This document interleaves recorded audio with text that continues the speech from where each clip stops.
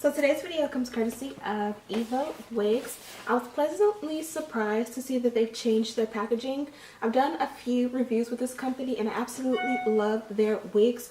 If you've been watching, then you know it used to be the blue, like the dark blue boxes. Now they have black boxes with the purple logo. Logo's still the same though, and it's really nice. And it also says elegant, valued, alluring. So that is the acronym for Eva. If you did not know, Evawigs.com, check them out. So once you open the box, you have your beautiful wig, which we'll get to in a second. And you still pretty much get the same free gifts. You get your user manual, as always. Bobby pins, which you guys know if you watch all my videos, every now and again you see a little pack of, what do you call these things? Bobby pins. And they always come from Eva's Wigs. Comb, I think I have like 6 of these combs by now, and then a pack of your wig caps. I couldn't think, so I'm going to go ahead and leave some of this stuff out because I might need it. And then we have our wig. So you're going to remove all of your fillers that has some static to it. We have a beautiful wavy wig. The hair off the bat feels super soft. It's a nice natural brown color. And the inside, it looks like we have a 360 lace wig. Yeah, it's a 360 lace wig in the inside. Let's go ahead and flip it inside out so you can see the construction of the cap. We have our comb in the back, adjustable straps. And then in the front, you have 3 combs that'll go like 1, 2, 3. Feel free to remove these if you find no need for them. I definitely will remove this one in the center because I want to utilize all this parting space. This is about, I'd say, between like 4 and 5 inches of parting space. So this one's going to go back further than the wig that I have on now. So when I go down the center for a center part, I don't want this here. So I'm going to go ahead and remove this before I put it on. Also, I will say that I just uploaded a video on how I tint my lace. This lace color is not the same color as my skin, so I probably would tint this lace. But because I'm going to use a foundation powder to conceal my knots, I won't need to. So I'm going to go ahead and cut off the elastic or the excess lace. I'm going to cut out this, and if you can see, it is not heavily stitched. They use minimal stitching with these so that it does not jeopardize your lace. If they stitch it really tight with a lot of thread, there's a chance that you might accidentally cut your lace trying to remove it. So they make it so it's super easy for it to come out. Feel free to save your save this comb so that when you make a wig yourself, you can add a comb to the back. And that's pretty much what that's gonna look like. So again, let me go ahead and cut off the lace and add an elastic band. I'm gonna add an elastic band so it meets like here and goes around and fits. I've also done tutorials on how I make my elastic bands, so go ahead and reference one of those. I'll probably put one in the description bar below, and then I'll be right back to show you this wig.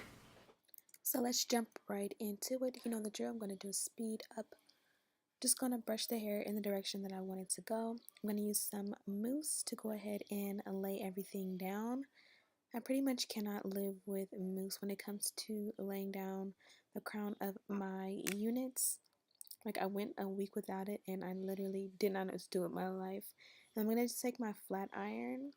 Something about the mousse with a flat iron just makes it look so much more fresh and neat and done. Even with wavy styles, it looks really good. Next, I'm going to just take a powder and go ahead and go in the parting. This one was pre-parted when I received it, but it still needed a little powder in the parting to make it look a little bit more natural. Feel free to bleach the knots if you would like. It's a little bit red because of the powder choice. I want to take the comb that was provided with the wig and just comb through the hair. And this is when I realized how amazing this hair was or is. They dipped, there goes my daughter. Daddy was tired of babysitting. There was a little piece right there that was a little stubborn, so I went ahead and tried for a second time to get that to lay down, and it pretty much works. Oh, and there goes my Sunny.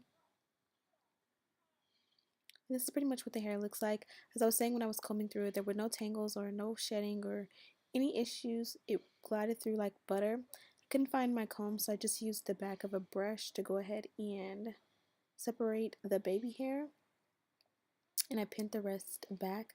I've been cutting the baby hair super short lately, like maybe like a quarter of an inch, and it just looks a little bit more subtle.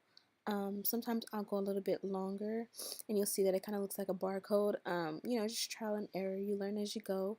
Sometimes I like it a little bit longer, but lately I've been liking it a little bit shorter, and it just looks a little bit more natural and draws a little less attention to that area. I'm going to take a volumizing spray, spray a little, and then use the flat iron to kind of add a little volume to the front. Kind of been liking this look a little bit lately too. That way, you know, the hair just looks a little bit more finished and done and not just so flat. Sometimes it does add a little bit of white in the front, which I'm going to fix later. I'm going to take my Care Silk and Sheen, which is like a shine spray. I didn't really want to use like my wet or a conditioner. I just really wanted to let the hair shine itself. It had a great body wave texture to it already. I just wanted to add a little bit of shine. Didn't really know what style I wanted to do. Then I realized I had those little hair jewels, so I went ahead and sectioned off 4 different sections of hair and did some braids.